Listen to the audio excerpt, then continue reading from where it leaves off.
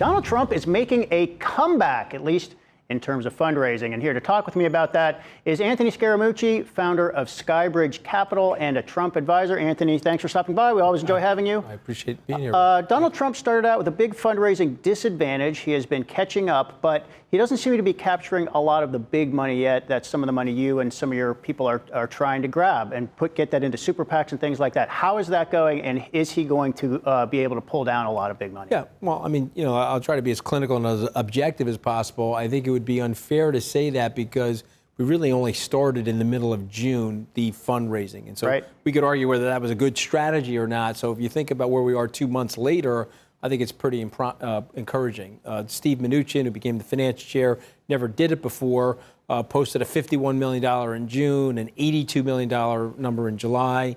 I don't know what the numbers are going to be here in August, but we're doing very well. It's a combination of things. It would be the high net worth donor, but it's also the online transactions where we saw the average ticket being about $61 last month. We see a very robust activity online. So I think that is coming together. What hasn't 100% come together is on the political action committee side. I would say that there's one PAC in particular, Rebuilding America, which seems to be the one that is working alongside of the campaign. Now, obviously, there's a big Chinese wall between these things. They're not allowed to work together. But if you were going to say in 2012, here is the PAC that was with Obama, that was Priorities USA. This PAC, Rebuilding America, seems to be the one aligned with the campaign, despite that Chinese wall. Do you feel like Trump needs a lot of super PAC money? I feel that he necessarily doesn't. I wrote an article about this 2 years ago that I don't think that the money is as big of a consequence as other people think. A lot of people seem to be in an uproar about the Citizens United Supreme Court decision. What I wrote 2 or 2.5 years ago is that I really think the ideas matter way more than the money, Rick. As an example, you saw Karl Rove's PAC, many other PACs, stuff that the Koch family has done. Some of it is very effective and some of it is not so effective. It seems like when the ideas are in sync with the American population, the PACs become very effective. But if I had a really dumb idea, let's say, and I had $500 million, my guess is I'm not going to be able to go anywhere with it. So Mr. Trump has generated somewhere in the neighborhood of $4.6 billion in free media. People know who he is from his television show and from his 40-year business career. 10 million Twitter followers. 10.9 now, if you can believe that, is amazing. So if you think about it in the context of the way a journalist would think, that's 5 times the size of the Wall Street Journal that he's able to reach with 140 characters. So to me, I think he can do it without that. This will be a battle of ideas, and it'll be a battle of personalities and temperament. Who's the better person to handle the American president? Here's one thing I've learned about Donald Trump and the campaign. He can do way more with less. We have about 16% of the personnel of the Clintons. 16. Yeah, 16% of the personnel. 84% less. 84% less. She's basically got 900 people. We've got about 75, 80 people. And then you've got some people that we're adding into that from the RNC. If you work out our staff to her staff, we're 16% of her staff. I was on the 14th floor of Trump Tower 4 short weeks ago. It was a concrete slab and rebar.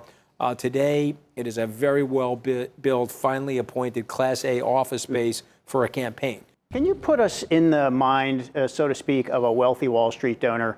Wealthy donors have donated more than $300 million. We actually added this up here at Yahoo Finance on failed candidates on the GOP side because almost all that money went to Republican candidates.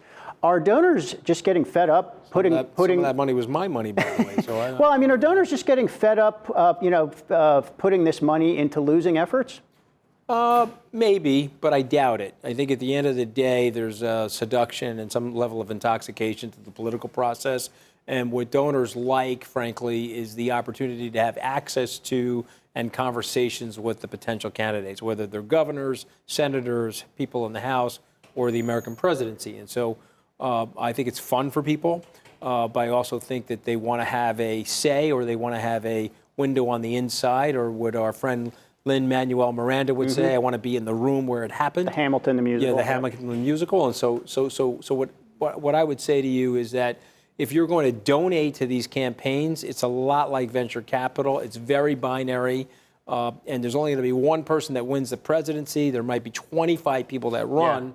And so you sort of have to take that part and parcel. And you and others have demonstrated you can give to more than one candidate. If the first guy doesn't work out. I don't want to say that it isn't painful. I don't want to say that the losses aren't painful, but it's something I think people are willing to tolerate. Since you help with fundraising for the Trump campaign, anything you can say about Sheldon Adelson? He has not donated much or any money at all. He came up with a lot of money in 2012, almost $100 million on the Republican side, a lot for Mitt Romney. Is he likely to donate? Well, listen, I certainly can't speak for him. I know that the campaign and Mr. Trump has had a lot of interaction with Mr. Adelson and his team. If you're asking him to be a betting person, and since he owns a huge casino in Vegas, I think he's going to come in. I think he's going to come in on our side. I think he understands where Mr. Trump stands on Israel and his support of Israel. I think he probably likes where Mr. Trump is on national security and policies and just the general direction of where the American economy needs to go. But obviously, I can't speak for these people. But I know that there is an active dialogue there, and I'll keep my fingers crossed that Mr. Adelson will come in the way he has in past presidential cycles.